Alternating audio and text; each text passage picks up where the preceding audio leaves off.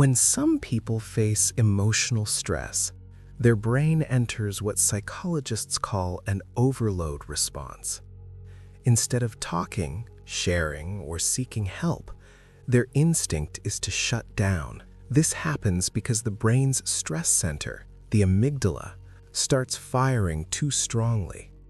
And when that happens, logical thinking becomes harder. They start to feel overwhelmed, ashamed, easily drained, afraid of judgment.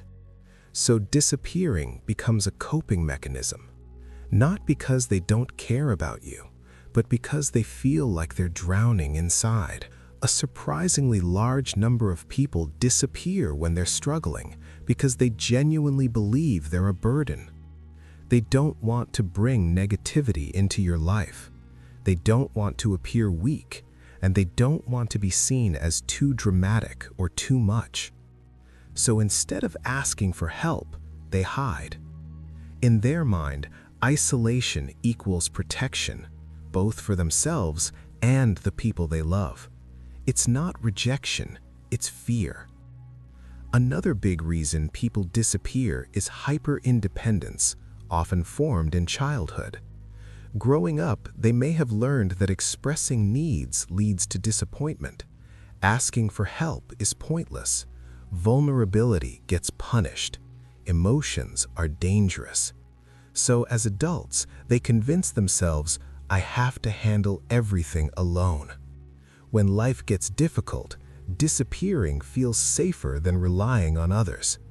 These people aren't cold. They're trained by life to survive alone. From the attachment theory perspective, avoidant types tend to withdraw under stress. To them, closeness feels overwhelming. They worry that if they open up, others will get too close emotionally. So disappearing becomes their way of maintaining control.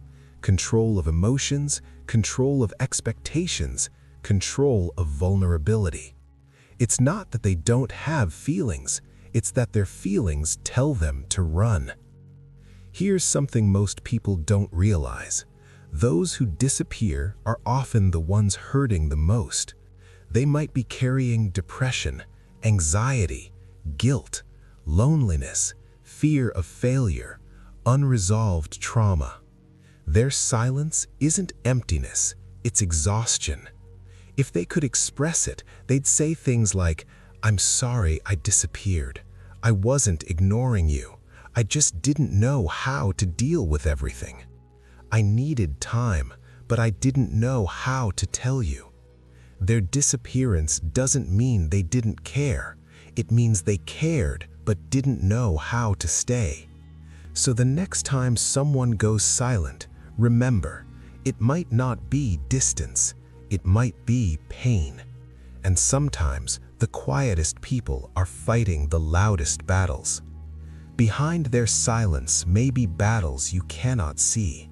So if someone in your life suddenly goes quiet, maybe they don't need distance. Maybe they just need someone who understands.